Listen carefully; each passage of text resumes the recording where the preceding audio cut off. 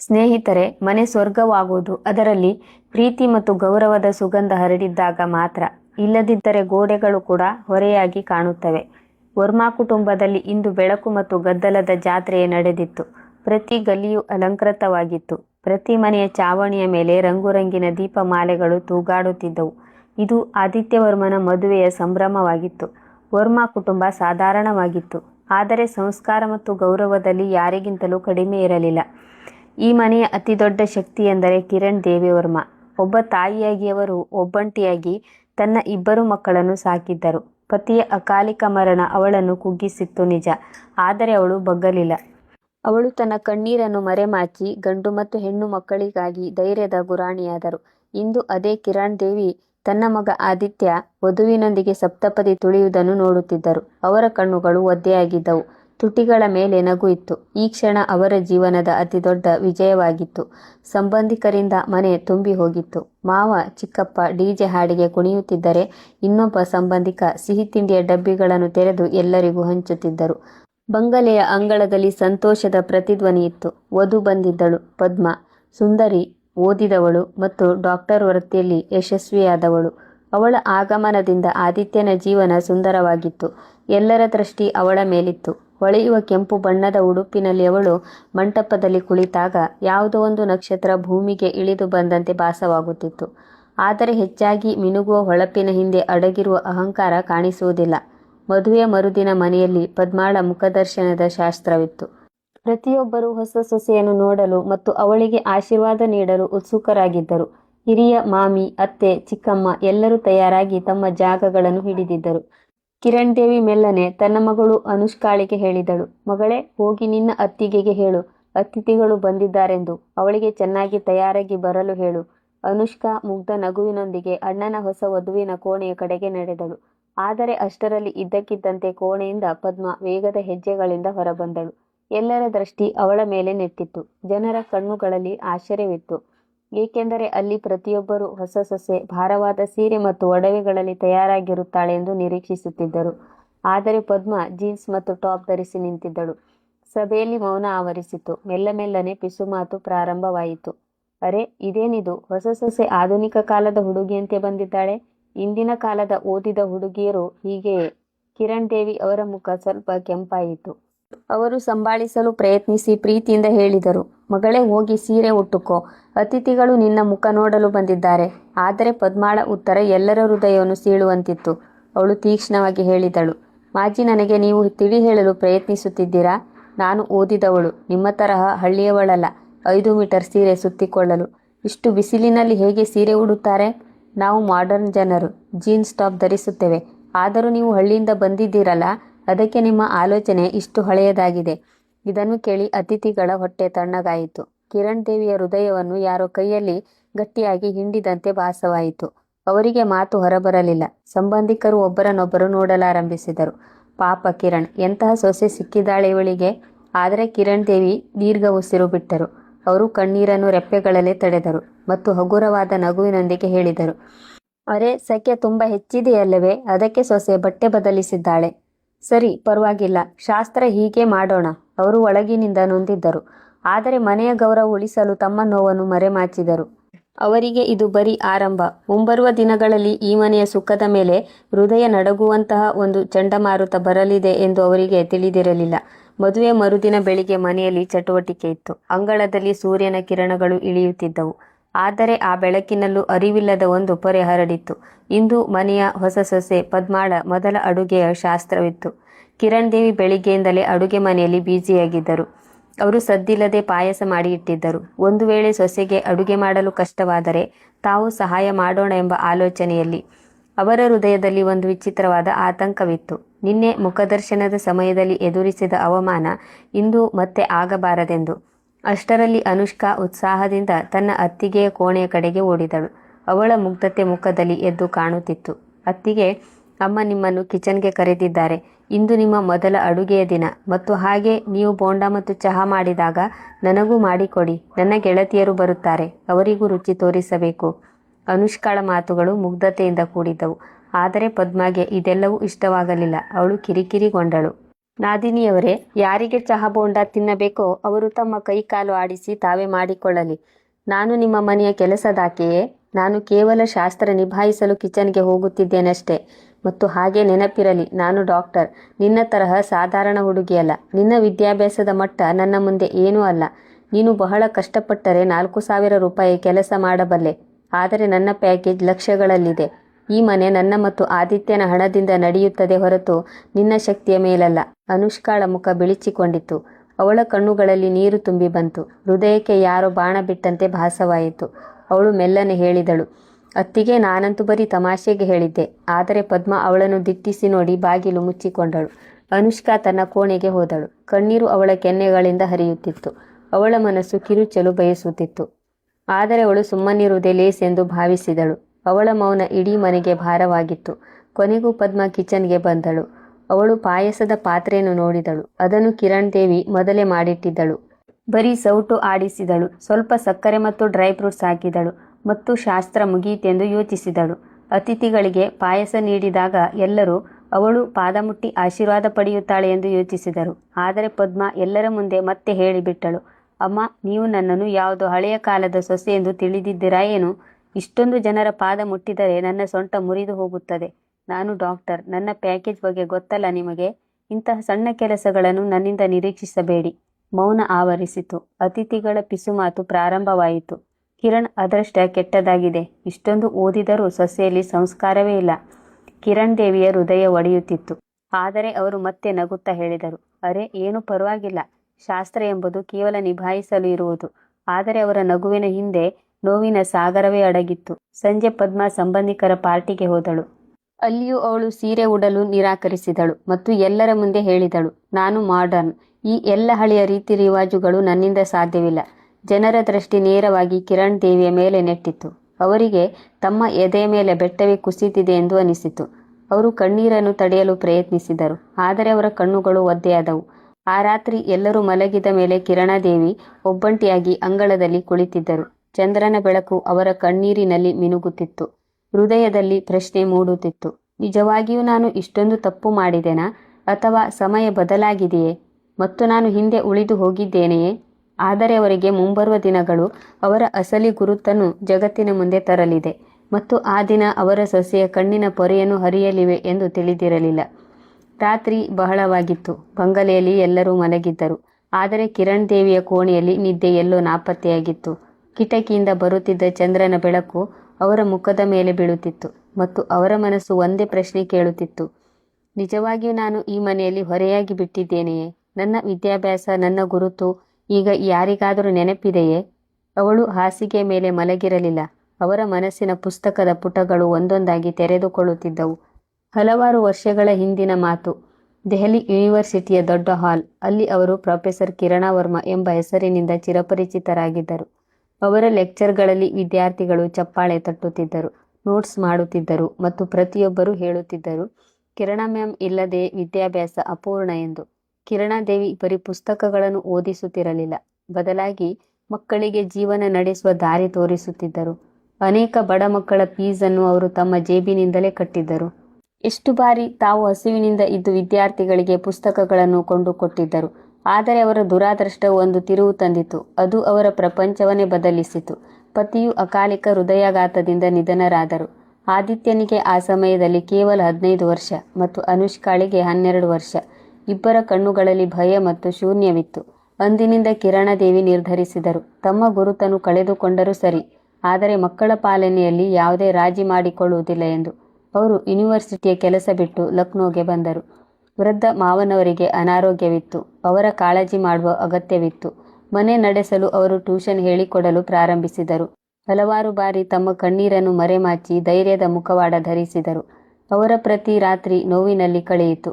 ಆದರೆ ಪ್ರತಿ ಬೆಳಿಗ್ಗೆ ಮಕ್ಕಳ ಮುಖಗಳನ್ನು ನೋಡಿ ಅವರು ಮತ್ತೆ ಬದುಕುತ್ತಿದ್ದರು. ಇಂದು ಅದೇ ತಾಯಿ ಬೇರೆಯವರ ಮಕ್ಕಳನ್ನು ಸಮರ್ಥರನ್ನಾಗಿ ಮಾಡಿ ತನ್ನದೇ ಮನೆಯಲ್ಲಿ ಅನಕ್ಷರಸ್ಥೆ ಎನಿಸಿಕೊಂಡಳು. ಪದ್ಮಾಗೆ ಈ ಸತ್ಯದ ಅರಿವು ಸ್ವಲ್ಪವೂ ಇರಲಿಲ್ಲ. ಬೆಳಗಿನ ಸಮಯವಾಗಿತ್ತು. ಆದಿತ್ಯ ಆಫೀಸ್ಗೆ ಹೋಗಲು ತಯಾರಾಗುತ್ತಿದ್ದನು. ಅವನು ನೋಡಿದ ಅಮ್ಮ ಸುಮ್ಮನೆ ಕುಳಿತಿದ್ದಾರೆ ಅಂದು. ಅಮ್ಮ, ಆರೋಗ್ಯ ಚೆನ್ನಾಗಿದೆಯಲ್ಲವೇ? ಕಿರಣ್ ದೇವಿ ನಗುತ್ತಾ ಹೇಳಿದರು. ಹೌದು ಮಗನೇ, ನಾನು ಚೆನ್ನಾಗಿದ್ದೇನೆ. ಆದರೆ ಅವರ ಶಬ್ದಗಳ ನಡುಕ ಆದಿತ್ಯನ ಹೃದಯವನ್ನು ಸೀಳುವಂತಿತ್ತು. ಇತ್ತ ಇನ್ನೊಂದು ಕಡೆ ಪದ್ಮ ತನ್ನ ಮೊಬೈಲ್ನಲ್ಲಿ ನಗುತ್ತಾ ಗೆಳತಿಯರಿಗೆ ಹೇಳುತ್ತಿದ್ದಳು. ಯಾರೇ ನನ್ನ ಅತ್ತೆಯಂತೂ ಪೂರ್ಣ ಹಳ್ಳಿಯವಳು. ಸಣ್ಣ ವಿಷಯಕ್ಕೂ ಸಂಸ್ಕಾರ ಮತ್ತು ಸಂಪ್ರದಾಯದ ರಾಗ ಹಾಡುತ್ತಾಳೆ. ಈ ಕಾಲದಲ್ಲಿ ಯಾರು ಸೆರಗು ಸರಿಪಡಿಸುತ್ತಾ ಕುಳಿತುಕೊಳ್ಳುತ್ತಾರೆ? ಸತ್ಯ ಹೇಳಬೇಕೆಂದರೆ ನನಗೆ ಅವಳನ್ನು ನನ್ನ ಅತ್ತೆಯೆಂದು ಹೇಳಿಕೊಳ್ಳಲು ನಾಚಿಕೆಯಾಗುತ್ತದೆ. ಈ ಮಾತು ಕೇಳಿ ಆದಿತ್ಯನ ಮುಖ ಗಂಟಿಕ್ಕಿತ್ತು. ಅವನು ಮೆಲ್ಲನೆ ಹೇಳಿದನು, ಪದ್ಮ, ಶಬ್ದಗಳ ತೂಕ ಬಹಳ ಭಾರವಾಗಿರುತ್ತದೆ. ನನ್ನ ಅಮ್ಮ ಎಷ್ಟು ನೋವನ್ನು ಅನುಭವಿಸಿದ್ದಾಳೆ ಎಂಬುದು ನೀನು ಯೋಚಿಸಲು ಸಾಧ್ಯವಿಲ್ಲ. ನೀನು ಇಂದು ಯಾವ ಗೌರವದಿಂದ ಬದುಕುತ್ತಿದ್ದೀಯೋ ಅದರ ಅಡಿಪಾಯ ಅವರ ತ್ಯಾಗದಿಂದಲೇ ನಿರ್ಮಿತವಾಗಿದೆ. ಪದ್ಮ ನಗುತ್ತಾ ಹೇಳಿದಳು. ಓ ಪ್ಲೀಸ್ ಆದಿತ್ಯ, ನನಗೆ ಲೆಕ್ಚರ್ ನೀಡಬೇಡ. ನನಗೆ ಗೊತ್ತು ನಿನ್ನ ಅಮ್ಮ ಟ್ಯೂಷನ್ ಹೇಳಿಕೊಟ್ಟಿರಬಹುದು ಎಂದು. ಆದರೆ ನಾನು ಡಾಕ್ಟರ್, ನನ್ನ ಮಟ್ಟವೇ ಬೇರೆ. ಅವಳ ಮಾತುಗಳು ಕಲ್ಲಿನಂತೆ ಆದಿತ್ಯನ ಹೃದಯಕ್ಕೆ ಬಡಿದವು. ಅವನು ಸುಮ್ಮನಾದನು. ಏಕೆಂದರೆ ಪತಿಯ ಅತಿ ದೊಡ್ಡ ನೋವು ಎಂದರೆ ಅವನು ತಾಯಿ ಮತ್ತು ಹೆಂಡತಿಯ ನಡುವೆ ಗೋಡೆಯಾಗಬೇಕಾಗುತ್ತದೆ. ಇನ್ನೊಂದು ಕೋಣೆಯಲ್ಲಿ ಅನುಷ್ಕಾ ಅಮ್ಮನ ಕಣ್ಣು ಒದ್ದೆಯಾಗಿರುವುದನ್ನು ನೋಡುತ್ತಿದ್ದಳು.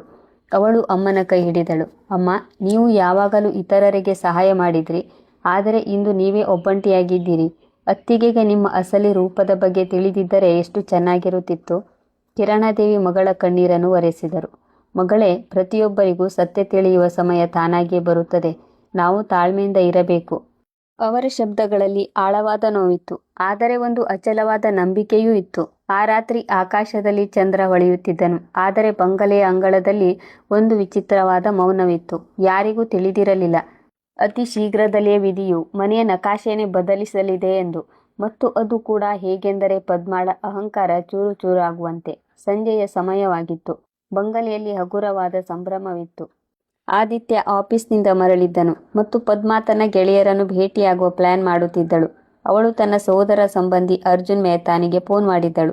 ಅಣ್ಣ, ಸಂಜೆ 5 ಗಂಟೆಗೆ ಯಾವುದಾದ್ರೂ ಒಳ್ಳೆಯ ರೆಸ್ಟೋರೆಂಟ್ನಲ್ಲಿ ಭೇಟಿಯಾಗೋಣ. ಆದಿತ್ಯ ಕೂಡ ಬರ್ತಾನೆ. ನಿನಗೆ ಅವನನ್ನು ನೋಡಿ ಬಹಳ ಖುಷಿಯಾಗುತ್ತದೆ. ಅರ್ಜುನ್ ದುಬೈನಿಂದ ಬಂದಿದ್ದನು. ಯಶಸ್ವಿ ಉದ್ಯಮಿ. ಸೂಟ್ ಬೂಟ್ನಲ್ಲಿ ಯಾವಾಗಲೂ ಹೊಳೆಯುತ್ತಿದ್ದನು. ಪದ್ಮಾ ಹೆಮ್ಮೆಯಿಂದ ಹೇಳುತ್ತಿದ್ದಳು, ನನ್ನ ಅಣ್ಣನ ಲೈಫ್ ಸ್ಟೈಲ್ ನೋಡು. ನಮ್ಮ ಮನೆತನದ ಮಟ್ಟವೇ ಬೇರೆ. ಆದರೆ ವಿಧಿಯು ನಿರ್ಧರಿಸಿತ್ತು, ಈ ಭೇಟಿ ರೆಸ್ಟೋರೆಂಟ್ನಲ್ಲಿ ಅಲ್ಲ, ಬದಲಾಗಿ ಬಂಗಲೆಯ ಬಾಗಿಲಲ್ಲೇ ಆಗಲಿದೆ ಎಂದು. ಇದ್ದಕ್ಕಿದ್ದಂತೆ ಡೋರ್ ಬೆಲ್ ಬಾರಿಸಿತು. ಅನುಷ್ಕಾ ಓಡಿ ಹೋಗಿ ಬಾಗಿಲು ತೆರೆದಳು. ಒಬ್ಬ ಸೂಟ್ ಬೂಟ್ ಧರಿಸಿದ ಸ್ಮಾರ್ಟ್ ಯುವಕ ಎದುರಿಗೆ ನಿಂತಿದ್ದ. ಮುಖದಲ್ಲಿ ಆತ್ಮವಿಶ್ವಾಸ, ಕಣ್ಣಿನಲ್ಲಿ ಹೊಳಪು. ಹೌದು, ತಾವು ಯಾರು ಎಂದು ಅನುಷ್ಕಾ ಕೇಳಿದಳು. ಅವನು ನಕ್ಕನು. ನಾನು ಅರ್ಜುನ್, ಪದ್ಮಾಳ ಅಣ್ಣ. ದುಬೈನಿಂದ ಬಂದಿದ್ದೇನೆ. ಅನುಷ್ಕಾ ತಕ್ಷಣ ಹೇಳಿದಳು. ಅರೆ, ಬನ್ನಿ, ಒಳಗಡೆ ಬನ್ನಿ. ಸರಿಯಾಗಿ ಅದೇ ಸಮಯದಲ್ಲಿ ಕಿರಣಾದೇವಿ ಕಿಚನ್ನಿಂದ ಹೊರಗೆ ಬಂದರು. ಅವರು ಅರ್ಜುನ್ನನ್ನು ನೋಡಿ ಬರೀ ಒಂದು ಔಪಚಾರಿಕ ನಗು ನೀಡಿದರು. ಮಗನೇ, ಕುಳಿತುಕೋ, ಪದ್ಮಾ ಈಗಲೇ ಬರುತ್ತಾಳೆ. ಆದರೆ ಮುಂದಿನ ಕ್ಷಣ ಎಲ್ಲರಿಗೂ ಆಶ್ಚರ್ಯ ಉಂಟು ಮಾಡುವಂತಿತ್ತು. ಅರ್ಜುನ್ ಇದ್ದಕ್ಕಿದ್ದಂತೆ ಎದ್ದು ವೇಗವಾಗಿ ಕಿರಣಾದೇವಿ ಹತ್ತಿರ ಹೋದನು ಮತ್ತು ಅವರ ಪಾದ ಹಿಡಿದುಕೊಂಡನು. ಅವನ ಕಣ್ಣಿನಿಂದ ಕಣ್ಣೀರು ಧಾರಾಕಾರವಾಗಿ ಸುರಿಯಲಾರಂಭಿಸಿತು. ಮ್ಯಾಮ್, ನೀವು ಇಲ್ಲಿ? ನಾನು ನಿಮ್ಮನ್ನು ವರ್ಷಗಳಿಂದ ಹುಡುಕುತ್ತಿದ್ದೆ. ಇಂದು ನೀವು ಸಿಕ್ಕಿದ್ದು ನನಗೆ ನನ್ನ ಅಮ್ಮ ಸಿಕ್ಕಂತೆ ಅನಿಸುತ್ತಿದೆ. ಕಿರಣಾದೇವಿ ಸ್ತಬ್ಧರಾದರು. ಮಗ, ನೀನು ಯಾರು? ಅರ್ಜುನ್ ಅಳುತ್ತಾ ಹೇಳಿದನು. ಮ್ಯಾಮ್, ನಾನು ಅರ್ಜುನ್ ಮೆಹ್ತಾ, ದೆಹಲಿ ಯೂನಿವರ್ಸಿಟಿಯ ನಿಮ್ಮ ಹಳೆಯ ಸ್ಟೂಡೆಂಟ್. ನೆನಪಿದೆಯೇ? ನನ್ನ ಹತ್ತಿರ ಫೀಸ್ ಕಟ್ಟಲು ಹಣವಿರಲಿಲ್ಲ, ಪುಸ್ತಕ ಕೊಳ್ಳಲು ಕೂಡ ಹಣವಿರಲಿಲ್ಲ. ಒಂದು ವೇಳೆ ನೀವು ನಿಮ್ಮ ಸ್ಯಾಲರಿಯಿಂದ ನನ್ನ ಫೀಸ್ ಕಟ್ಟಿರದಿದ್ದರೆ, ನನಗೆ ಉಚಿತವಾಗಿ ಕ್ಲಾಸ್ ನೀಡದಿದ್ದರೆ ನಾನು ಇಂದು ಈ ಮಟ್ಟಕ್ಕೆ ಬೆಳೆಯುತ್ತಿರಲಿಲ್ಲ. ಇಂದು ನಾನು ಏನಾಗಿದ್ದೇನೋ ಅದು ನಿಮ್ಮಿಂದಲೇ. ಕೋಣೆಯಲ್ಲಿ ಮೌನ ಆವರಿಸಿತು. ಅನುಷ್ಕಾಳ ಕಣ್ಣುಗಳು ಹೊಳೆಯಲಾರಂಭಿಸಿದವು. ಆದಿತ್ಯ ಬಾಗಿಲಿಂದ ಈ ದೃಶ್ಯ ನೋಡುತ್ತಿದ್ದನು ಮತ್ತು ಹೆಮ್ಮೆಯಿಂದ ತುಂಬಿ ಹೋದನು. ಆದರೆ ಅಷ್ಟರಲ್ಲಿ ಪದ್ಮಾ ಒಳಗಡೆ ಬಂದಳು. ಅವಳು ನೋಡಿದಳು, ತನ್ನ ಅಣ್ಣ ಅರ್ಜುನ್ ತನ್ನ ಅತ್ತೆಯ ಪಾದ ಮುಟ್ಟುತ್ತಿದ್ದಾನೆ ಮತ್ತು ಅವಳನ್ನು ಮ್ಯಾಮ್ ಎಂದು ಕರೆಯುತ್ತಿದ್ದಾನೆ ಎಂದು. ಅವಳ ಮುಖದಲ್ಲಿ ಕೋಪ ಮತ್ತು ಆಶ್ಚರ್ಯ ಎರಡೂ ಇತ್ತು. ಅರ್ಜುನ್, ಇದೇನು ಮಾಡುತ್ತಿದ್ದೀಯಾ? ಇವರು ನನ್ನ ಅತ್ತೆ, ಅನಕ್ಷರಸ್ಥೆ, ಹಳ್ಳಿಯಿಂದ ಬಂದವರು. ಇವರನ್ನು ಮ್ಯಾಮ್ ಎಂದು ಏಕೆ ಕರೆಯುತ್ತಿದ್ದೀಯಾ? ಅರ್ಜುನ್ ಗಂಭೀರ ದನಿಯಲ್ಲಿ ಹೇಳಿದನು. ಪದ್ಮಾ, ಸುಮ್ಮನಿರು. ನಿನಗೆ ಗೊತ್ತಿದೆಯೇ ಇವರು ಯಾರು ಎಂದು? ಇವರು ಕಿರಣಾ ವರ್ಮಾ ಮ್ಯಾಮ್, ದೆಹಲಿ ಯೂನಿವರ್ಸಿಟಿಯ ಅತಿ ಗೌರವಾನ್ವಿತ ಪ್ರೊಫೆಸರ್. ಇವರು ಎಷ್ಟು ಮಕ್ಕಳ ಜೀವನ ರೂಪಿಸಿದ್ದಾರೆ ಎಂಬುದು ನಿನಗೆ ಗೊತ್ತಿಲ್ಲ. ನಾನು ಕೇವಲ ಒಂದು ಉದಾಹರಣೆಯಷ್ಟೇ. ಪದ್ಮಾಳ ಕಾಲ ಕೆಳಗಿನ ಭೂಮಿ ಕುಸಿದಂತಾಯಿತು. ಅವಳ ಹೃದಯ ಜೋರಾಗಿ ಬಡಿಯಲಾರಂಭಿಸಿತು. ಇಲ್ಲ, ಇದು ಸತ್ಯವಾಗಲು ಸಾಧ್ಯವಿಲ್ಲ. ಅತ್ತೆ ಪ್ರೊಫೆಸರ್, ಆದರೆ ನೀವು ಏಕೆ ನನಗೆ ಇಲ್ಲಿಯವರೆಗೆ ಹೇಳಲಿಲ್ಲ? ಕಿರಣಾದೇವಿ ಶಾಂತವಾಗಿ ನಿಂತಿದ್ದರು. ಅವರ ಕಣ್ಣುಗಳಲ್ಲಿ ಕಣ್ಣೀರಿತ್ತು, ಆದರೆ ಧ್ವನಿ ಮಾತ್ರ ಬಹಳ ಸ್ಥಿರವಾಗಿತ್ತು. ಮಗಳೇ, ನಾನು ಎಂದಿಗೂ ನನ್ನ ಗುರುತು ನನ್ನ ಕುಟುಂಬಕ್ಕಿಂತ ದೊಡ್ಡದಾಗಲೆಂದು ಬಯಸಿರಲಿಲ್ಲ. ನನಗೆ ನನ್ನ ಮಕ್ಕಳೇ ನನ್ನ ಅಸಲಿ ಡಿಗ್ರಿ. ಆದರೆ ನೀನು ನನಗೆ ಎಂದಾದರೂ ಹೇಳಿಕೊಳ್ಳುವ ಅವಕಾಶ ನೀಡಿದ್ದೀಯಾ? ಪದ್ಮಾಳ ತಲೆ ತಿರುಗಲಾರಂಭಿಸಿತು. ಅವಳ ಕಣ್ಮುಂದೆ ನಿನ್ನೆಯ ಚಿತ್ರಗಳು ಸುಳಿಯಲಾರಂಭಿಸಿದವು. ಆ ಕ್ಷಣ ಅವಳು ಎಲ್ಲರ ಮುಂದೆ ಅತ್ತೆಗೆ ಹಳ್ಳಿಯವಳು ಅಂದಿದ್ದಳು. ಅವಳ ಮೊದಲ ಅಡುಗೆಯ ಶಾಸ್ತ್ರದಲ್ಲಿ ಅವರನ್ನು ಅಪಹಾಸ್ಯ ಮಾಡಿದ್ದಳು. ತನ್ನದೇ ಸಂಬಂಧಿಕರ ಮಧ್ಯೆ ಅವರನ್ನು ಅನಕ್ಷರಸ್ಥೆಂದು ಕೀಳಾಗಿ ನೋಡಿದ್ದಳು. ಆದರೆ ಈಗ ಸತ್ಯ ಎದುರಿಗಿತ್ತು. ಅವಳು ಯಾರನ್ನು ಕೀಳಾಗಿ ಕಂಡಿದ್ದಳೋ ಅವರೇ ಇಡೀ ಸಮಾಜದಲ್ಲಿ ಗೌರವಾನ್ವಿತರಾಗಿದ್ದರು. ಪದ್ಮಾಳ ಅಹಂಕಾರ ಮುರಿಯಲಾರಂಭಿಸಿತ್ತು. ಆದರೆ ಇನ್ನೂ ಒಳಗಡೆ ಎಲ್ಲೋ ಅವಳಿಗೆ ನಂಬಲು ಸಾಧ್ಯವಾಗುತ್ತಿರಲಿಲ್ಲ. ಕೋಣೆಯ ವಾತಾವರಣ ಹೇಗಿತ್ತೆಂದರೆ ಪ್ರತಿಯೊಬ್ಬರ ಕಣ್ಣಲ್ಲೂ ನೀರಿತ್ತು. ಆದರೆ ಒಂದು ಹೇಳಲಾಗದ ಚಂಡಮಾರುತ ಏಳುತ್ತಿತ್ತು. ಈಗ ಕತೆ ಕೇವಲ ಮನೆಗೆ ಸೀಮಿತವಾಗುತ್ತಿರಲಿಲ್ಲ. ಬಹಳ ಬೇಗ ಈ ಸತ್ಯ ಇಡೀ ಸಮಾಜದ ಮುಂದೆ ಬಯಲಾಗಲಿತ್ತು. ಬೆಳಗಿನ ಸಮಯವಾಗಿತ್ತು. ಸೆಪ್ಟೆಂಬರ್ 5ರ ದಿನಾಂಕ, ಅಂದರೆ ಶಿಕ್ಷಕರ ದಿನಾಚರಣೆ. ಲಕ್ನೋದ ಬಂಗಲೆಯಲ್ಲಿ ಮೌನವಿತ್ತು. ನಿನ್ನೆ ರಾತ್ರಿಯ ಮಾತುಗಳು ಇನ್ನೂ ಎಲ್ಲರ ಹೃದಯದಲ್ಲಿ ಹೊರೆಯಾಗಿ ಕುಳಿತಿದ್ದವು. ಪದ್ಮ ತನ್ನ ಕೋಣೆಯಲ್ಲಿ ಹಾಸಿಗೆ ಮೇಲೆ ಕುಳಿತಿದ್ದಳು. ರಾತ್ರಿಯಿಡೀ ಅವಳಿಗೆ ನಿದ್ದೆ ಬಂದಿರಲಿಲ್ಲ. ಅರ್ಜುನ್ನ ಮಾತುಗಳು ಅವಳ ಕಿವಿಯಲ್ಲಿ ಪ್ರತಿಧ್ವನಿಸುತ್ತಿದ್ದವು. ಇವರೇ ಕಿರಣ್ ವರ್ಮಾ ಮ್ಯಾಮ್, ನನ್ನ ಜೀವನ ರೂಪಿಸಿದವರು. ಅವಳ ಹೃದಯ ಪದೇ ಪದೇ ಹೇಳುತ್ತಿತ್ತು, ಇದೆಲ್ಲ ಒಂದು ಭ್ರಮೆ ಎಂದು. ಇಲ್ಲ, ನನ್ನ ಅತ್ತೆ ಇಷ್ಟು ದೊಡ್ಡ ಪ್ರೊಫೆಸರ್ ಆಗಿರಲು ಸಾಧ್ಯವಿಲ್ಲ. ಆದರೆ ಅಷ್ಟರಲ್ಲಿ ಬಾಗಿಲಿನ ಗಂಟೆ ಬಾರಿಸಿತು. ಪದ್ಮ ಹೋಗಿ ಬಾಗಿಲು ತೆರೆದಳು. ಹೊರಗೆ ಕೆಲವು ಜನರು ಕೈಯಲ್ಲಿ ಬೊಕ್ಕೆ, ಸಿಹಿ ತಿಂಡಿ ಮತ್ತು ಗಿಫ್ಟ್ ಪ್ಯಾಕ್ ಹಿಡಿದು ನಿಂತಿದ್ದರು. ಮುಖದಲ್ಲಿ ನಗು, ಕಣ್ಣಿನಲ್ಲಿ ಹೊಳಪು. ನಮಸ್ತೆ. ಹೌದು, ತಾವು ಯಾರು ಎಂದು ಪದ್ಮ ಆಶ್ಚರ್ಯದಿಂದ ಕೇಳಿದಳು. ನಾವು ಅವರ ಹಳೆಯ ಸ್ಟೂಡೆಂಟ್ಸ್. ಇಂದು ಟೀಚರ್ಸ್ ಡೇ, ಹೀಗಾಗಿ ನಮ್ಮ ಮ್ಯಾಮ್ಗೆ ಶುಭಾಶಯ ತಿಳಿಸೋಣ ಎಂದು ಬಂದೆವು. ಇಷ್ಟು ಕೇಳುತ್ತಿದ್ದಂತೆ ಕಿರಣ್ ದೇವಿ ಹೊರಗೆ ಬಂದರು. ಅವರನ್ನು ನೋಡಿದ ತಕ್ಷಣ ಎಲ್ಲ ಜನರು ಭಾವುಕರಾದರು. ಒಂದು ಹುಡುಗಿ ಅವರ ಪಾದ ಹಿಡಿದು ಹೇಳಿದಳು, ಮ್ಯಾಮ್, ಒಂದು ವೇಳೆ ನೀವಿಲ್ಲದಿದ್ದರೆ ನಾನು ಎಂದಿಗೂ ಗೋಲ್ಡ್ ಮೆಡಲ್ ಗೆಲ್ಲಲು ಸಾಧ್ಯವಿರಲಿಲ್ಲ. ನೀವು ನನಗಾಗಿ ಕಾಲೇಜಿನಲ್ಲಿ ಸ್ಕಾಲರ್ಶಿಪ್ ಕೊಡಿಸಿದ್ದೀರಿ. ಇನ್ನೊಬ್ಬ ಹುಡುಗ ಸಿಹಿ ತಿಂಡಿಯ ಡಬ್ಬಿ ಮುಂದೆ ಚಾಚಿ ಹೇಳಿದನು, ಮ್ಯಾಮ್, ಇಂದು ನಾನು ಯಶಸ್ವಿ ಡಾಕ್ಟರ್ ಆಗಿರುವುದು ನಿಮ್ಮಿಂದಲೇ. ನೀವು ನನಗೆ ಕ್ಲಾಸ್ ಆದ ಮೇಲೆ ಗಂಟೆಗಟ್ಟಲೆ ಕುಳ್ಳಿರಿಸಿ ಓದಿಸಿದ್ದೀರಿ. ನಾನು ಎಂದಿಗೂ ನಿಮ್ಮ ಋಣ ತೀರಿಸಲು ಸಾಧ್ಯವಿಲ್ಲ. ಕಿರಣ್ ದೇವಿಯ ಕಣ್ಣಿನಲ್ಲಿ ನೀರು ಬಂತು. ಮಗನೇ, ನಾನು ಕೇವಲ ನನ್ನ ಕರ್ತವ್ಯ ನಿಭಾಯಿಸಿದ್ದೇನೆ. ಅಸಲಿ ಪರಿಶ್ರಮ ನಿಮ್ಮಗಳದ್ದೇ ಆಗಿದೆ. ಆದರೆ ಅವರ ವಿದ್ಯಾರ್ಥಿಗಳು ಒಕ್ಕೊರಳಿನಿಂದ ಹೇಳಿದರು, ಇಲ್ಲ ಮ್ಯಾಮ್, ನೀವು ಕೇವಲ ಒಬ್ಬ ಟೀಚರ್ ಅಲ್ಲ, ನಮಗೆ ತಾಯಿಯಂತೆ. ಇದೆಲ್ಲವನ್ನು ಕೇಳುತ್ತಾ ಪದ್ಮ ಬಾಗಿಲಲ್ಲಿ ನಿಂತಳು. ಅವಳು ನೋಡಿದಳು. ಯಾರನ್ನು ಅವಳು ನಿನ್ನೆಯವರೆಗೆ ಅನಕ್ಷರಸ್ಥೆ ಎಂದು ಅವಮಾನಿಸುತ್ತಿದ್ದಳೋ ಇಂದು ಅದೇ ಅವಳ ಅತ್ತೆ ಸಮಾಜಕ್ಕೆ ಗುರು ಮತ್ತು ತಾಯಿಯಂತೆ ಗೌರವ ಪಡೆಯುತ್ತಿದ್ದಾರೆ ಎಂದು. ಅವಳ ತುಟಿಗಳು ನಡುಗಲಾರಂಭಿಸಿದವು. ಹೃದಯ ಬಡಿಯುತ್ತಿತ್ತು. ಇದೆಲ್ಲ ಹೇಗೆ ಸಾಧ್ಯ? ನನ್ನ ಕಣ್ಣ ಮುಂದೆಯೇ. ಒಬ್ಬ ಸ್ಟೂಡೆಂಟ್ ಬೊಕ್ಕೆ ನೀಡಿ ಹೇಳಿದನು, ಮ್ಯಾಮ್, ನೀವಿಲ್ಲದೆ ನಮ್ಮ ಜೀವನ ಅಪೂರ್ಣವಾಗಿತ್ತು. ನಾವು ಇಂದಿಗೂ ಪ್ರತಿ ವರ್ಷ ನಿಮ್ಮನ್ನು ಹುಡುಕುತ್ತಾ ಇಲ್ಲಿಯವರೆಗೆ ಬರುತ್ತೇವೆ. ಪದ್ಮಾಳ ಅಹಂಕಾರ ಮಂಜಿನಂತೆ ಕರಗಲಾರಂಭಿಸಿತು. ಅವಳ ಕಣ್ಣುಗಳು ತುಂಬಿ ಬಂದವು. ಆದರೆ ಈಗಲೂ ಅವಳು ಹೇಗೋ ಮಾಡಿ ತನ್ನನ್ನು ತಾನು ಸಂಭಾಳಿಸಿಕೊಂಡಳು. ಇಷ್ಟೊಂದು ಗೌರವ ಸಿಕ್ಕಿದರೂ ಕೂಡ ಕಿರಣ್ ದೇವಿಯ ಮುಖದಲ್ಲಿ ಅಹಂಕಾರವಿರಲಿಲ್ಲ. ಅವರು ನಗುತ್ತಾ ಎಲ್ಲರಿಗೂ ಆಶೀರ್ವಾದ ನೀಡುತ್ತಿದ್ದರು. ಮಕ್ಕಳೇ, ನಾನಂತೂ ಈಗ ಈ ಎಲ್ಲ ರೀತಿ ರಿವಾಜುಗಳಲ್ಲಿ ಬ್ಯುಸಿಯಾಗಿ ಬಿಟ್ಟಿದ್ದೆ. ಆದರೆ ನೀವೆಲ್ಲರೂ ನನ್ನನ್ನು ನೆನಪಿಟ್ಟಿದ್ದೀರಾ. ಇದನ್ನು ನೋಡಿ ಮನಸ್ಸಿಗೆ ನೆಮ್ಮದಿ ಸಿಕ್ಕಿತು. ಅವರ ವಿನಮ್ರತೆ ಕೇಳಿ ಪದ್ಮಾಳ ಒಳಗಡೆ ಸಾವಿರಾರು ಬಾಣಗಳು ಚುಚ್ಚಿದಂತಾಯಿತು. ಅವಳು ಯೋಚಿಸತೊಡಗಿದಳು. ನಾನು ಎಂತಹ ಕುರುಡಿಯಾಗಿದ್ದೆ. ಯಾರ ಪಾದದ ಕೆಳಗೆ ನಾನು ನನ್ನ ಅತ್ತೆಯ ಗೌರವ ತುಳಿದಿದ್ದೇನೋ ಇಂದು ಅದೇ ಪ್ರಪಂಚ ಅವರನ್ನು ತಲೆ ಮೇಲೆ ಹೊತ್ತು ಮೆರೆಸುತ್ತಿದೆ. ವಿದ್ಯಾರ್ಥಿಗಳು ಹೋದ ನಂತರ ಮನೆಯ ಅಂಗಳದಲ್ಲಿ ಒಂದು ವಿಚಿತ್ರವಾದ ಮೌನ ಆವರಿಸಿತು. ಆದಿತ್ಯ ಮತ್ತು ಅನುಷ್ಕಾ ಹೆಮ್ಮೆಯಿಂದ ಅಮ್ಮನ ಕಡೆಗೆ ನೋಡುತ್ತಿದ್ದರು. ಅವರ ಕಣ್ಣಿನಲ್ಲಿ ಹೊಳಪಿತ್ತು. ಆದರೆ ಪದ್ಮ, ಅವಳ ಮುಖದಲ್ಲಿ ಅಪರಾಧ ಪ್ರಜ್ಞೆಯ ನೆರಳು ಇತ್ತು. ಆ ರಾತ್ರಿ ಅವಳು ಹೊರಳಾಡುತ್ತಿದ್ದಳು. ಹೃದಯ ಹೇಳುತ್ತಿತ್ತು, ಸ್ವತಃ ನಾನು ಅತ್ತೆಯವರ ಮಾತನ್ನು ಕೇಳಿಸಿಕೊಂಡಿದ್ದರೆ, ನಾನು ಅವರನ್ನು ಕೀಳಾಗಿ ಕಾಣದಿದ್ದರೆ. ಆದರೆ ಅವಳ ಒಳಗಿನ ಅಹಂಕಾರ ಇನ್ನೂ ಪೂರ್ಣವಾಗಿ ಒಡೆದಿರಲಿಲ್ಲ. ಅವಳು ತನಗೆ ತಾನೇ ಹೇಳಿಕೊಳ್ಳುತ್ತಿದ್ದಳು, ಹೌದು, ಅತ್ತೆ ಮೊದಲು ಪ್ರೊಫೆಸರ್ ಆಗಿದ್ದಿರಬಹುದು. ಆದರೆ ಈಗ ಅವರು ಮನೆಯಲ್ಲೇ ಇದ್ದಾರಲ್ಲ, ಅವರ ಗುರುತು, ಅವರ ಬೆಲೆ ಈಗ ಎಲ್ಲಿದೆ? ಪದ್ಮ ಯೋಚಿಸಿದಳು. ಬಹುಶಃ ಇದೆಲ್ಲ ಬರೀ ಭ್ರಮೆ ಇರಬಹುದು ಎಂದು. ಆದರೆ ಅವಳಿಗೆ ತಿಳಿದಿರಲಿಲ್ಲ, ಬೇಗನೆ ಅಂತಹ ಒಂದು ಕ್ಷಣ ಬರಲಿದೆ. ಅದು ಅವಳ ಪ್ರತಿ ವಾದವನ್ನು, ಪ್ರತಿ ಅಹಂಕಾರವನ್ನು ಬೇರು ಸಹಿತ ಅಲುಗಾಡಿಸಲಿದೆ ಎಂದು. ಟೀಚರ್ಸ್ ಡೇ ದಿನ ಕಳೆದು ಹೋಗಿತ್ತು. ಆದರೆ ಅದರ ಪ್ರತಿಧ್ವನಿ ಇಡೀ ಮನೆಯಲ್ಲಿ ತುಂಬಿತ್ತು. ಪ್ರತಿಯೊಬ್ಬರೂ ಕಿರಣ್ ದೇವಿಯ ಬಗ್ಗೆ ಹೆಮ್ಮೆ ಪಡುತ್ತಿದ್ದರು. ಒಂದು ಮುಖ ಮಾತ್ರ ಇನ್ನೂ ಗೊಂದಲದಲ್ಲಿತ್ತು, ಪದ್ಮ. ರಾತ್ರಿಯ ಊಟ ಮುಗಿದಿತ್ತು. ಆದಿತ್ಯ ಸದ್ದಿಲ್ಲದೆ ಅಮ್ಮನ ಪಕ್ಕ ಕುಳಿತಿದ್ದನು. ಅನುಷ್ಕಾ ಅಮ್ಮನ ಪಾದಗಳನ್ನು ಒತ್ತುತ್ತಿದ್ದಳು. ಕಿರಣ್ ದೇವಿ ಪದೇ ಪದೇ ಹೇಳುತ್ತಿದ್ದರು, ಮಗಳೇ, ಇರಲಿ ಬಿಡು, ನಿನ್ನ ಕೈಗಳು ನೋಯುತ್ತವೆ. ಆದರೆ ಅನುಷ್ಕಾಳ ಕಣ್ಣಿನಲ್ಲಿ ನೀರು ತುಂಬಿ ಬಂತು. ಅವಳು ಅಮ್ಮನ ಕೈ ಹಿಡಿದು ಹೇಳಿದಳು, ಅಮ್ಮ, ಪ್ರಪಂಚಕ್ಕೆ ನೋಡಲು ಸಾಧ್ಯವಿದ್ದರೆ ನೀನು ನಮಗಾಗಿ ಎಷ್ಟು ನೋವು ಅನುಭವಿಸಿದ್ದೆ ಎಂದು. ನೀನು ನನಗೆ ಬರೀ ಅಮ್ಮನಲ್ಲ, ನನ್ನ ಇಡೀ ಪ್ರಪಂಚ. ನನಗೆ ಗೊತ್ತು ಅತ್ತಿಗೆ ನಿಮ್ಮನ್ನು ಕೀಳಾಗಿ ಕಾಣುತ್ತಾಳೆ ಎಂದು. ಆದರೆ ನಾನು ಪ್ರತಿ ಜನ್ಮದಲ್ಲೂ ನಿಮ್ಮ ಮಗಳಾಗಿಯೇ ಹುಟ್ಟಲು ಬಯಸುತ್ತೇನೆ. ಅವಳ ಮಾತುಗಳನ್ನು ಕೇಳಿ ಆದಿತ್ಯನ ದನಿ ಗದ್ಗದಿತವಾಯಿತು. ಅವನ ಕಣ್ಣುಗಳು ಕೆಂಪಾದವು. ಅವನು ಹೇಳಿದನು, ಅನುಷ್ಕಾ ಸತ್ಯ ಹೇಳುತ್ತಿದ್ದಾಳೆ ಅಮ್ಮ. ನೀವು ಮಾಡಿರುವ ತ್ಯಾಗಕ್ಕೆ ಯಾವುದೇ ಬೆಲೆ ಕಟ್ಟಲು ಸಾಧ್ಯವಿಲ್ಲ. ಆದರೆ ಇಂದು ನಿಮ್ಮದೇ ಸೊಸೆ ನಿಮಗೆ ಅನಕ್ಷರಸ್ಥೆ ಎನ್ನುತ್ತಿದ್ದಾಳೆ. ನಾನು ಪತಿ ಆಗಿರುವ ಕಾರಣಕ್ಕೆ ಸುಮ್ಮನಿರುತ್ತೇನೆ. ಆದರೆ ಮಗನಾಗಿ ನನ್ನ ಹೃದಯ ಕಿರುಚಾಡಿ ಅಳುತ್ತದೆ. ಕಿರಣ್ ದೇವಿ ಇಬ್ಬರು ಮಕ್ಕಳನ್ನು ಅಪ್ಪಿಕೊಂಡರು. ಮಗನೇ, ಮನುಷ್ಯನ ಬೆಲೆ ಅವನ ಡಿಗ್ರಿ ಅಥವಾ ಹಣದಿಂದ ಬರುವುದಿಲ್ಲ. ಸಮಯ ಬರಲಿ, ಪದ್ಮ ಕೂಡ ಇದನ್ನು ಅರ್ಥ ಮಾಡಿಕೊಳ್ಳುತ್ತಾಳೆ. ಈ ಎಲ್ಲ ಮಾತುಗಳನ್ನು ಪದ್ಮ ಬಾಗಿಲ ಪಕ್ಕ ನಿಂತು ಕೇಳಿಸಿಕೊಳ್ಳುತ್ತಿದ್ದಳು. ಅವಳ ತುಟಿಗಳು ನಡುಗುತ್ತಿದ್ದವು. ಆದರೆ ಹೃದಯದ ಅಹಂಕಾರ ಇನ್ನೂ ಅವಳಿಗೆ ಸತ್ಯ ಒಪ್ಪಿಕೊಳ್ಳಲು ಬಿಡುತ್ತಿರಲಿಲ್ಲ. ಅವಳು ಒಳಗಡೆ ಬಂದು ವ್ಯಂಗ್ಯವಾಗಿ ಹೇಳಿದಳು, ವಾ, ಇಲ್ಲಿ ಅಮ್ಮ, ಮಗಳು ಮತ್ತು ಮಗ ಸೇರಿ ನನ್ನ ಬಗ್ಗೆ ಟೀಕೆ ಮಾಡುತ್ತಿದ್ದಾರೆ. ನೋಡಿ, ನಾನು ಹೇಗಿದ್ದೇನೋ ಹಾಗೇ ಇರುತ್ತೇನೆ. ನಾನು ಯಾವುದೇ ಹಳೆಯ ಕಾಲದ ಸೊಸೆಯಲ್ಲ. ಪ್ರತಿಕ್ಷಣ ತಲೆ ತಗ್ಗಿಸಿ ನಡೆಯಲು. ಮತ್ತು ಅತ್ತೆ, ನಿಮಗೆ ಸ್ಟೂಡೆಂಟ್ಸ್ ನೆನಪಿಸಿಕೊಂಡರು ಅಂದ ಮೇಲೆ ಇದರಲ್ಲಿ ಅಂತಹ ದೊಡ್ಡ ವಿಷಯವೇನಿದೆ? ಈಗ ನೀವು ಪ್ರೊಫೆಸರ್ ಅಲ್ಲ, ಕೇವಲ ಮನೆ ನೋಡಿಕೊಳ್ಳುವವರು. ಅಸಲಿ ಕೆಲಸ ನನ್ನದು. ನಾನು ಲಕ್ಷಗಟ್ಟಲೆ ಸಂಪಾದಿಸಿ ಈ ಮನೆಯ ಹೆಸರನ್ನು ಬೆಳಗಿಸುತ್ತಿದ್ದೇನೆ. ಇದನ್ನು ಕೇಳಿ ಆದಿತ್ಯನ ಮುಖ ಗಂಟಿಕ್ಕಿತ್ತು. ಅವನು ದೀರ್ಘ ಉಸಿರು ಬಿಟ್ಟು ಹೇಳಿದನು, ಪದ್ಮ, ನಿನಗೆ ಗೊತ್ತಿದೆಯೇ, ಅಪ್ಪ ತೀರಿ ಹೋದಾಗ ಅಮ್ಮ ನಮ್ಮನ್ನು ಎಂದಿಗೂ ಹಸಿವಿನಿಂದ ಮಲಗಲು ಬಿಡಲಿಲ್ಲ ಎಂದು. ಅವರು ತಮ್ಮ ಗುರುತಾಗಿರುವ ಪ್ರೊಫೆಸರ್ ಹುದ್ದೆಯನ್ನು ಬಿಟ್ಟು ಟ್ಯೂಷನ್ ಹೇಳಿಕೊಟ್ಟರು.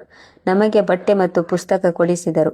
ಒಂದು ವೇಳೆ ಅವರು ಇಲ್ಲದಿದ್ದರೆ ಎಂದು ನಾನು ಇಂಜಿನಿಯರ್ ಆಗುತ್ತಿರಲಿಲ್ಲ, ಅಥವಾ ನೀನು ನನ್ನ ಪತ್ನಿಯಾಗುತ್ತಿರಲಿಲ್ಲ. ಈ ಮನೆಯ ಅಡಿಪಾಯ ಅಮ್ಮನ ತ್ಯಾಗದ ಮೇಲೆ ನಿಂತಿದೆ. ಮತ್ತು ನೀನು ಅವರನ್ನೇ ಅವಮಾನಿಸಿಬಿಟ್ಟೆ. ಪದ್ಮಾ ಸುಮ್ಮನಾದಳು. ಆದರೆ ಅವಳ ಕಣ್ಣಿನಲ್ಲಿ ಈಗಲೂ ಹಠ ಹೊಳೆಯುತ್ತಿತ್ತು. ಸರಿ ಆದಿತ್ಯ, ನೀನು ನಿನ್ನ ಅಮ್ಮನನ್ನು ದೇವತೆ ಎಂದು ತಿಳಿ. ಆದರೆ ನನ್ನ ಪ್ರಕಾರ ಯಶಸ್ಸು ಎಂದರೆ ಯಾವುದು ಕಣ್ಣಿಗೆ ಕಾಣಿಸುತ್ತದೋ ಅದು. ದೊಡ್ಡ ಮನೆ, ಕಾರು, ಹಣ. ಸಂಸ್ಕಾರ ಮತ್ತು ತ್ಯಾಗದಿಂದ ಯಾರ ಹೊಟ್ಟೆಯೂ ತುಂಬುವುದಿಲ್ಲ. ಅನುಷ್ಕಾ ಮೊದಲ ಬಾರಿಗೆ ತನ್ನ ಅತ್ತಿಗೆಯ ಕಣ್ಣಲ್ಲಿ ಕಣ್ಣಿಟ್ಟು ನೋಡಿದಳು. ಅವಳ ಕಣ್ಣುಗಳು ಒದ್ದೆಯಾಗಿದ್ದವು. ಆದರೆ ಧ್ವನಿ ಮಾತ್ರ ದೃಢವಾಗಿತ್ತು.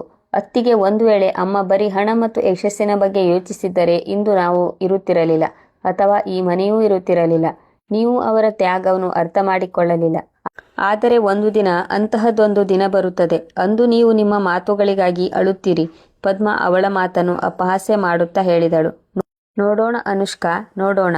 ಕಿರಣ್ ದೇವಿ ಇಬ್ಬರನ್ನು ಶಾಂತಗೊಳಿಸಲು ಪ್ರಯತ್ನಿಸಿದರು. ಸಾಕು ಮಗನೇ, ಜಗಳ ಮಾಡಬೇಡಿ. ಪ್ರತಿಯೊಬ್ಬರ ಯೋಚಿಸುವ ರೀತಿ ಭಿನ್ನವಾಗಿರುತ್ತದೆ. ಸಮಯವೇ ಅತಿ ದೊಡ್ಡ ಶಿಕ್ಷಕ. ಆ ರಾತ್ರಿ ಮನೆ ಮೌನವಾಗಿತ್ತು. ಆದಿತ್ಯ ತನ್ನ ಕೋಣೆಯಲ್ಲಿ ಕುಳಿತು ಅಮ್ಮ ಮತ್ತು ಪತ್ನಿಯ ನಡುವೆ ಸಿಲುಕಿ ನಾನು ಸೋಲುತ್ತಿದ್ದೇನೆ ಎಂದು ಯೋಚಿಸುತ್ತಿದ್ದನು. ಆದರೆ ಇನ್ನು ಎಷ್ಟು ದಿನ ನಾನು ಅಮ್ಮನ ಕಣ್ಣೀರು ನೋಡಲಿ? ಅನುಷ್ಕಾ ಬಾಲ್ಕನಿಯಲ್ಲಿ ನಿಂತು ಆಕಾಶದ ಕಡೆಗೆ ನೋಡುತ್ತಿದ್ದಳು. ಅವಳ ಹೃದಯದಿಂದ ಬರೀ ಒಂದೇ ಪ್ರಾರ್ಥನೆ ಹೊರಬರುತ್ತಿತ್ತು, ಹೇ ಭಗವಂತ, ಒಂದು ದಿನ ಅತ್ತಿಗೆಗೆ ಅಮ್ಮನ ಅಸಲಿ ಗುರುತನ್ನು ಖಂಡಿತ ತೋರಿಸಿಕೊಡು. ಮತ್ತು ಪದ್ಮ ಅವಳು ಕನ್ನಡಿಯ ಮುಂದೆ ನಿಂತು ತನಗೆ ತಾನೇ ಹೇಳಿಕೊಳ್ಳುತ್ತಿದ್ದಳು, ನನ್ನನ್ನು ಯಾರೂ ಬಲಪಡಿಸಲು ಸಾಧ್ಯವಿಲ್ಲ. ನಾನು ಹೇಗಿದ್ದೇನೋ ಹಾಗೇ ಇರುತ್ತೇನೆ. ನನ್ನ ಹತ್ತಿರ ಡಿಗ್ರಿ ಇದೆ, ಕೆಲಸವಿದೆ, ಹಣವಿದೆ. ಇದೇ ಅಸಲಿ ಶಕ್ತಿ. ಅವಳಿಗೆ ವಿಧಿಯು ಈಗ ಅವಳ ಮುಂದೆ ಎಂತಹ ಒಂದು ಕನ್ನಡಿಯನ್ನು ಇಡಲಿದೆ, ಅದರಲ್ಲಿ ಅವಳ ಅಹಂಕಾರ ಚೂರು ಚೂರಾಗಲಿದೆ ಎಂದು ಅವಳಿಗೆ ತಿಳಿದಿರಲಿಲ್ಲ. ಕೆಲವು ದಿನಗಳ ನಂತರ ಲಕ್ನೋ ಯೂನಿವರ್ಸಿಟಿಯಲ್ಲಿ ಒಂದು ದೊಡ್ಡ ರಿಯೂನಿಯನ್ ಮತ್ತು ಗೌರವ ಸಮರ್ಪಣಾ ಸಮಾರಂಭ ಆಯೋಜನೆಯಾಯಿತು. ಹಳೆಯ ಪ್ರೊಫೆಸರ್ಗಳನ್ನು ಮತ್ತು ಶ್ರೇಷ್ಠ ಶಿಕ್ಷಕರನ್ನು ಕರೆಯಲಾಗುತ್ತಿತ್ತು. ಕಾಕತಾಳೀಯವೆಂದರೆ ಅದರಲ್ಲಿ ಪ್ರೊಫೆಸರ್ ಕಿರಣ್ ವರ್ಮಾ ಅವರ ಹೆಸರು ಸೇರಿತ್ತು. ಆದಿತ್ಯ ಮತ್ತು ಅನುಷ್ಕಾ ಬಹಳ ಖುಷಿಯಾಗಿದ್ದರು. ಆದರೆ ಕಿರಣ್ ದೇವಿ ನಗುತ್ತಾ ಹೇಳಿದರು, ಮಗನೇ, ಈಗ ಇದಕ್ಕೆಲ್ಲ ಅರ್ಥವೇನಿದೆ? ನಾನು ಪಾಠ ಮಾಡುವುದನ್ನು ಬಿಟ್ಟು ಬಹಳ ವರ್ಷಗಳೇ ಆದವು. ಅನುಷ್ಕಾ ಅಮ್ಮನ ಕೈ ಹಿಡಿದುಕೊಂಡಳು. ಅಮ್ಮ, ಇದು ನಿಮಗಾಗಿ ಮಾತ್ರವಲ್ಲ, ನಮಗೂ ಹೆಮ್ಮೆಯ ಕ್ಷಣ. ಇಂದು ಜನರು ನಿಮ್ಮನ್ನು ನೋಡುತ್ತಾರೆ ಮತ್ತು ನಾವು ನಿಮ್ಮ ಮಕ್ಕಳು ಎಂದು ನಮಗೆ ಹೆಮ್ಮೆಯಾಗುತ್ತದೆ. ಕೊನೆಗೂ ಕಿರಣ್ ದೇವಿ ತಯಾರಾದರು. ಬಿಳಿ ಸೀರೆಯಲ್ಲಿ ಸಾಧಾರಣವಾಗಿ ಕಾಣುವ ಈ ಮಹಿಳೆ ಆಡಿಟೋರಿಯಂ ತಲುಪಿದಾಗ ಬಹಳಷ್ಟು ಜನರು ಅವರನ್ನು ಗುರುತಿಸಿದರು. ಕಾರ್ಯಕ್ರಮ ಪ್ರಾರಂಭವಾಯಿತು. ಒಬ್ಬೊಬ್ಬರಾಗಿ ಪ್ರೊಫೆಸರ್ಗಳ ಪರಿಚಯ ನೀಡಲಾಗುತ್ತಿತ್ತು. ಮತ್ತು ಈಗ ವೇದಿಕೆಗೆ ಆಮಂತ್ರಿಸುತ್ತಿದ್ದೇವೆ ತಮ್ಮ ಜೀವನವನ್ನು ಶಿಕ್ಷಣ ಮತ್ತು ಸಮಾಜ ಸೇವೆಗಾಗಿ ಮುಡುಪಾಗಿಟ್ಟ ಮಹಾನ್ ಶಿಕ್ಷಕಿ ಪ್ರೊಫೆಸರ್ ಕಿರಣಾ ವರ್ಮಾ. ಚಪ್ಪಾಳೆಯ ಗದ್ದಲ ಮೊಳಗಿತು. ವಿದ್ಯಾರ್ಥಿಗಳು ಎದ್ದು ನಿಂತು ಅವರನ್ನು ಸ್ವಾಗತಿಸಿದರು. ಸ್ಟೇಜ್ ಮೇಲೆ ಹೂವಿನ ಹಾರ ಹಾಕಲಾಯಿತು. ಶಾಲು ಹೊದಿಸಲಾಯಿತು. ಒಬ್ಬ ವಿದ್ಯಾರ್ಥಿ ಭಾವುಕನಾಗಿ ಹೇಳಿದನು, ಮ್ಯಾಮ್, ಒಂದು ವೇಳೆ ನೀವಿಲ್ಲದಿದ್ದರೆ ನಾನು ಎಂದಿಗೂ IAS ಅಧಿಕಾರಿಯಾಗಲು ಸಾಧ್ಯವಿರಲಿಲ್ಲ. ನೀವು ನನಗೆ ಆ ಪುಸ್ತಕಗಳನ್ನು ನೀಡಿದ್ದೀರಿ. ಅವುಗಳಿಲ್ಲದೆ ನಾನು ಮುಂದೆ ಸಾಗಲು ಸಾಧ್ಯವಿರಲಿಲ್ಲ. ಇನ್ನೊಬ್ಬ ವಿದ್ಯಾರ್ಥಿನಿ ಹೇಳಿದಳು, ಮ್ಯಾಮ್, ನೀವು ಹೇಳಿದ್ರಿ ಮನುಷ್ಯನ ಬಡತನ ಅವನ ಓದಿನ ಹಾದಿಯಲ್ಲಿ ಅಡ್ಡಿಯಾಗಲು ಸಾಧ್ಯವಿಲ್ಲವೆಂದು.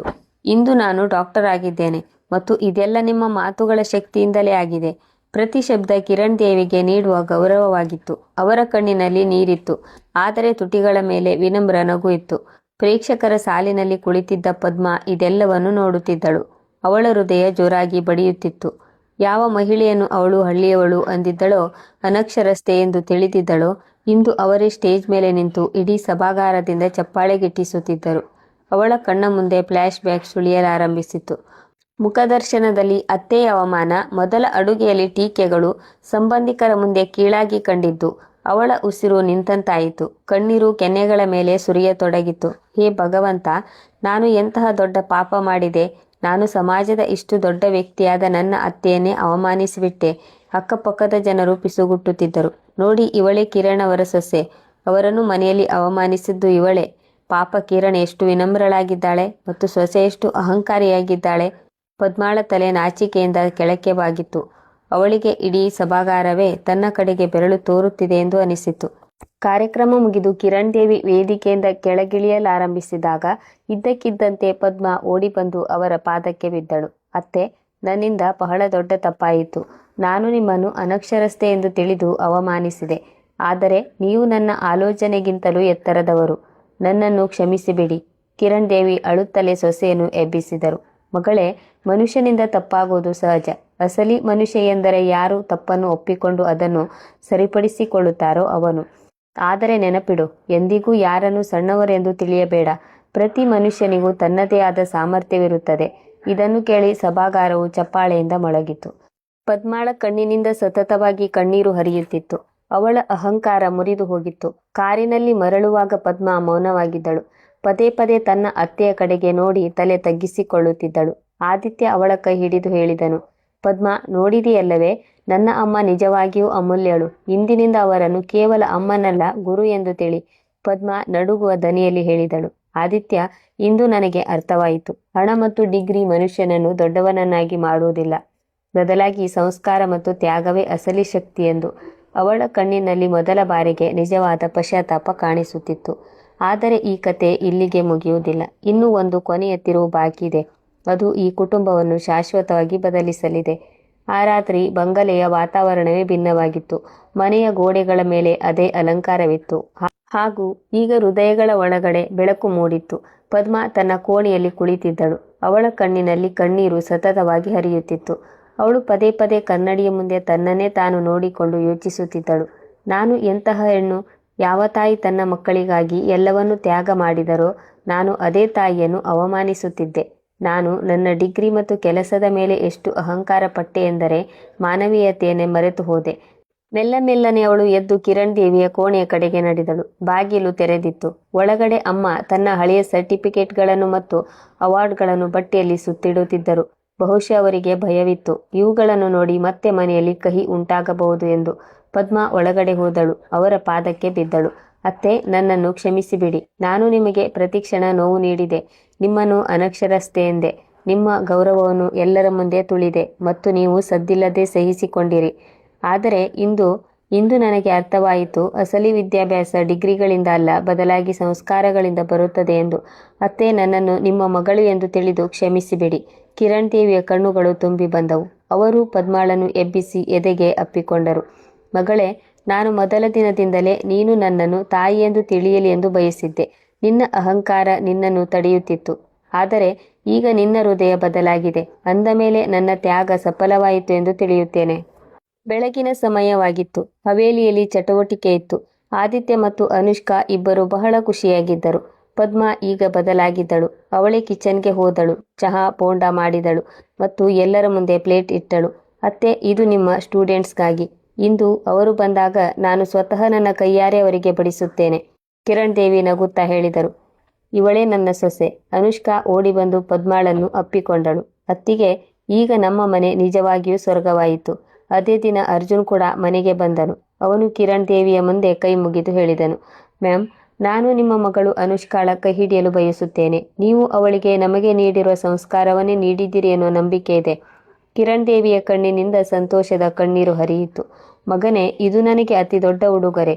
ನಾನು ನಿನ್ನನ್ನು ನನ್ನ ಮಗನಂತೆಯೇ ತಿಳಿಯುತ್ತೇನೆ ಮತ್ತು ಅನುಷ್ಕಾಳನ್ನು ನಿನಗೆ ಒಪ್ಪಿಸಲು ನನಗೆ ಹೆಮ್ಮೆ ಇದೆ. ಮನೆ ಚಪ್ಪಾಳೆ ಮತ್ತು ನಗುವಿನಿಂದ ಪ್ರತಿಧ್ವನಿಸಿತು. ಈಗ ಬಂಗಲೆಯ ಪ್ರತಿ ಮೂಲೆಯೂ ಸಂತೋಷದಿಂದ ತುಂಬಿತ್ತು. ಎಲ್ಲಿ ಮೊದಲು ಒತ್ತಡ ಮತ್ತು ಟೀಕೆಗಳಿದ್ದವೋ ಈಗ ಅಲ್ಲಿ ನಗು ಮತ್ತು ಆತ್ಮೀಯತೆ ಇತ್ತು. ಪದ್ಮ ಈಗ ನಿಜವಾಗಿಯೂ ಬದಲಾಗಿದ್ದಳು. ಅವಳು ಅತ್ತೆಯ ಪ್ರತಿ ಕೆಲಸದಲ್ಲಿ ಜೊತೆ ನೀಡುತ್ತಿದ್ದಳು. ಅನುಷ್ಕಾಳಿಗೆ ಓದಿನಲ್ಲಿ ಸಹಾಯ ಮಾಡುತ್ತಿದ್ದಳು ಮತ್ತು ಆದಿತ್ಯನ ಜೊತೆಗೂಡಿ ಮನೆಯನ್ನು ಸಂತೋಷದಿಂದ ಅಲಂಕರಿಸುತ್ತಿದ್ದಳು. ಹಲವಾರು ಬಾರಿ ಅವಳೇ ಹೇಳುತ್ತಿದ್ದಳು, ಅಮ್ಮ, ನೀವು ಬರೀ ಆದಿತ್ಯ ಮತ್ತು ಅನುಷ್ಕಾಳ ತಾಯಿಯಲ್ಲ, ಈಗ ನೀವು ನನ್ನ ತಾಯಿ ಕೂಡ. ಮತ್ತು ನಾನು ವಾಗ್ದಾನ ಮಾಡುತ್ತೇನೆ, ಇನ್ನು ಮುಂದೆ ನಿಮ್ಮ ತ್ಯಾಗವನ್ನು ಎಂದಿಗೂ ವ್ಯರ್ಥವಾಗಲು ಬಿಡುವುದಿಲ್ಲ. ಕಿರಣ್ ದೇವಿ ನಗುತ್ತಾ ಯೋಚಿಸುತ್ತಿದ್ದರು. ಭಗವಂತನಿಗೆ ಧನ್ಯವಾದಗಳು. ಇಂದು ನನ್ನ ಕುಟುಂಬ ಪೂರ್ಣವಾಯಿತು. ಗೆಳೆಯರೇ, ಈ ಕಥೆಯಿಂದ ನಾವು ಕಲಿಯುವುದೇನೆಂದರೆ ಡಿಗ್ರಿ, ಕೆಲಸ ಮತ್ತು ಹಣ ಮನುಷ್ಯನನ್ನು ದೊಡ್ಡವನನ್ನಾಗಿ ಮಾಡುವುದಿಲ್ಲ. ಮಾನವೀಯತೆ, ವಿನಮ್ರತೆ ಮತ್ತು ಹಿರಿಯರ ಗೌರವವೇ ಅಸಲಿ ಸಂಪತ್ತು. ಅಹಂಕಾರ ಎಷ್ಟೇ ಎತ್ತರಕ್ಕಿರಲಿ, ಅದು ಸತ್ಯ ಮತ್ತು ಸಂಸ್ಕಾರದ ಮುಂದೆ ಯಾವಾಗಲೂ ಬಗ್ಗಲೇಬೇಕು. ಮತ್ತು ಕಿರಣ್ ದೇವಿ ಅವರು ಇನ್ನೊಮ್ಮೆ ಸಾಬೀತುಪಡಿಸಿದರು, ತಾಯಿ ಬರೀ ಜನ್ಮ ನೀಡುವವಳಲ್ಲ, ಬದಲಾಗಿ ಜೀವನವನ್ನೇ ರೂಪಿಸುವವಳಾಗಿರುತ್ತಾಳೆ ಎಂದು. ಒಂದು ವೇಳೆ ಈ ಕತೆ ನಿಮ್ಮ ಹೃದಯ ಮುಟ್ಟಿದ್ದರೆ ನಮ್ಮ ಕಾದಂಬರಿ ಚಾನೆಲ್ ಸಬ್ಸ್ಕ್ರೈಬ್ ಮಾಡಿ, ಲೈಕ್ ಮಾಡಿ ಮತ್ತು ವಿಡಿಯೋವನ್ನು ನಿಮ್ಮ ಗೆಳೆಯರು ಮತ್ತು ಕುಟುಂಬದ ಜೊತೆ ಖಂಡಿತ ಶೇರ್ ಮಾಡಿ. ನಿಮ್ಮ ಪ್ರತಿ ಮಾತು ನಮ್ಮ ಮುಂದಿನ ಕಥೆಯನ್ನು ಇನ್ನೂ ಉತ್ತಮವಾಗಿಸುತ್ತದೆ. ಮತ್ತೆ ಭೇಟಿಯಾಗೋಣ ಇನ್ನೊಂದು ಹೃದಯಸ್ಪರ್ಶಿ ಕಥೆಯೊಂದಿಗೆ. ಅಲ್ಲಿಯವರೆಗೆ ಖುಷಿಯಾಗಿರಿ, ಆರೋಗ್ಯವಾಗಿರಿ ಮತ್ತು ನಿಮ್ಮ ತಂದೆ ತಾಯಿಗೆ ಸಮಯ ನೀಡಿ. ಜೈ ಹಿಂದ್, ಜೈ ಭಾರತ್. ಧನ್ಯವಾದಗಳು.